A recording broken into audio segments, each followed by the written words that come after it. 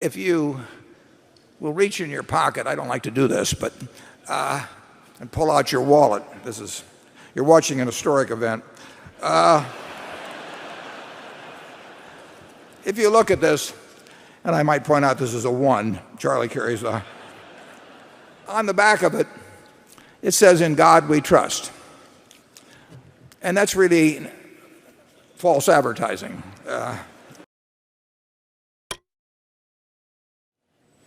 Okay, Andrew? This question comes from Neil Steinhoff, who writes, the commodity market, and particularly gold, have appreciated astronomically over the last few years. My Berkshire Hathaway stock is only slightly better, or doing better, than it was in 2006. It's barely kept up with inflation, he says. Please explain why you have not invested more heavily in commodities. As long as Ben Bernanke continues to print money, and there's no indication that he's going to stop anytime soon, isn't it right that commodities, and particularly gold, will continue to appreciate? Well, I would point out that when we started with Berkshire, it was about 3/4 of an ounce of gold.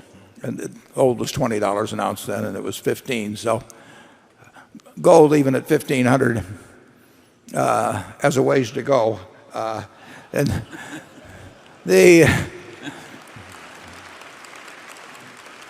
I think he's right about inflation. But if you think about it, there are 3 major categories of investment. And you ought to think very hard about which category you want to be in before you start thinking about the choices available within that category. Now, the first category is anything denominated in a currency. It can be bonds, it can be deposits in a bank, it can be a money market fund, it can be cash in your pocket.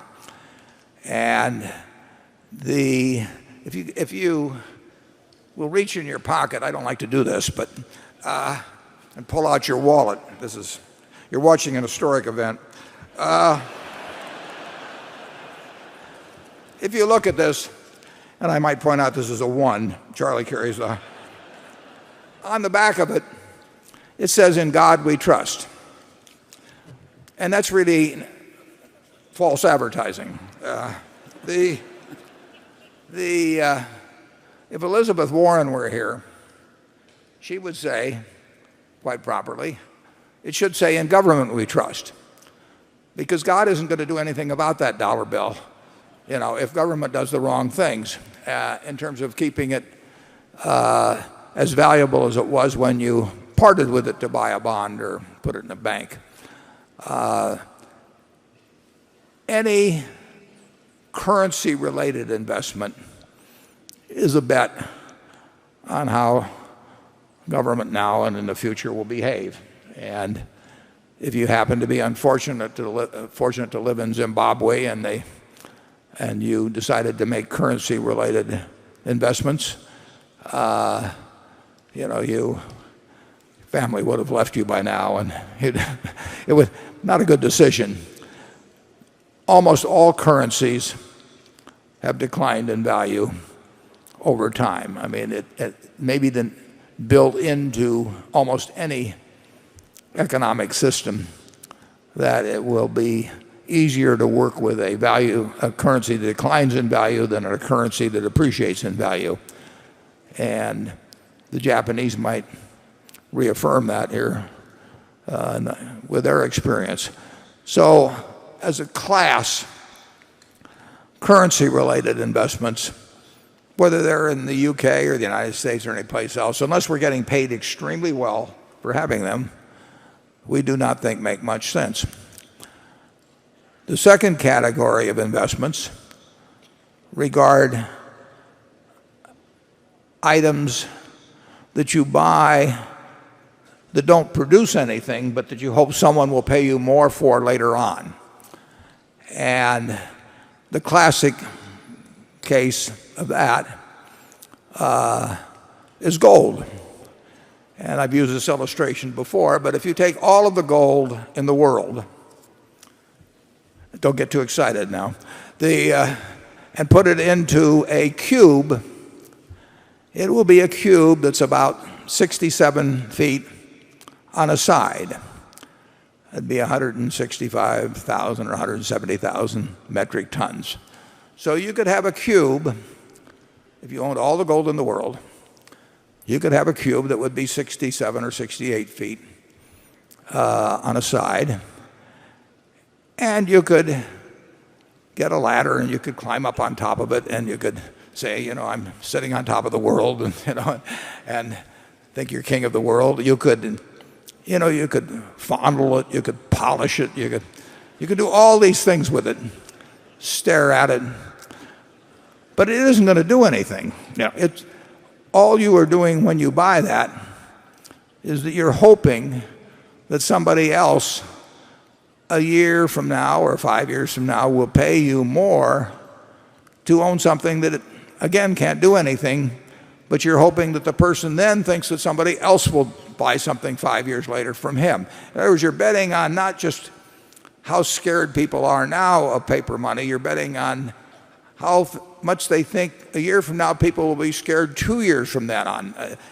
Keynes described all of this, I think it was in chapter 12 of the General Theory when he talked about this famous beauty contest where the game was not to pick out the most beautiful woman among the group, but the one that other people would think was the most beautiful woman. And then he carried it on to second and third degrees of reasoning. Anytime you buy an asset that can't do anything, produce anything, you're simply betting on whether somebody else will pay more for, again, an asset that can't do anything. And actually we did that with silver, but silver had an industrial use. And about 13 years ago, I bought a whole lot of silver. And if you'll notice, silver's moved recently. So my timing was only about 13 years off, but it was perfect. The third category of asset is something that you value based on its what it will produce, what it will deliver. You buy a farm because you expect a certain amount of corn or soybeans or cotton or whatever it may be to come your way every year. And you decide how much you pay based on how much you think the asset itself will deliver over time. And those are the assets that appeal to me and Charlie. Now, there's some logical follow-on to that. If you buy that farm and you really think about how many bushels of corn, how many bushels of soybeans will it produce, how much do I have to pay the tenant farmer, how much do I have to pay in taxes and so on, you can make a rational calculation. And the success of that investment will be determined in your own mind by whether it meets your expectations as to what it delivers. Logically, you should not care whether you get a quote on that farm a day later or a week later or a month later or a year later. We feel the same way about businesses. When we buy ISCAR or we buy Lubrizol or whatever, we don't run around getting a quote on it every week and say, is it up or down or anything like that. We look to the business. We feel the same way about securities. When we buy a marketable security, we don't care if the stock exchange closes for a few years. So when we look at Berkshire, we are looking at what we think can be delivered from the productive assets that we own and how we can utilize that capital in acquiring more productive assets. And there will be times, cotton doubled in price, much to our chagrin at Fruit of the Loom, but if you own cotton for the right 6 or 8 months in the past year, you came close to doubling your money.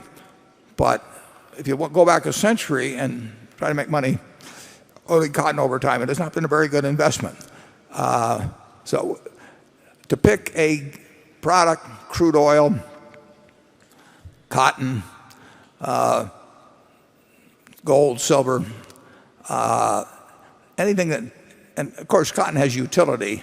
Gold really doesn't have utility. I would bet on good producing businesses to outperform something that doesn't do anything over any period of time. But there's no question that rising prices create their own excitement. So when people see gold go up a lot, if your neighbor owns some gold and you think you're smarter than he is and you didn't own any, and your wife says to you, how come that jerk next door is making money, and you're just sitting here, it can start affecting behavior. And people like to get in on things that have been rising in price and all of that. But over time, that has not been the way to get rich. Charlie? Well, I certainly agree with that. And besides, it's something peculiar to buy an asset which only will really go up if the world really goes to hell. It doesn't strike me as a terribly rational thing to do. I think if you ever figure on leaving the country because the country is going to kill you, and if you assume all the other countries you might go to will also be thoroughly screwed up, I think all those people should buy a little gold. But I think the rest of us would be better off with Berkshire Hathaway stock.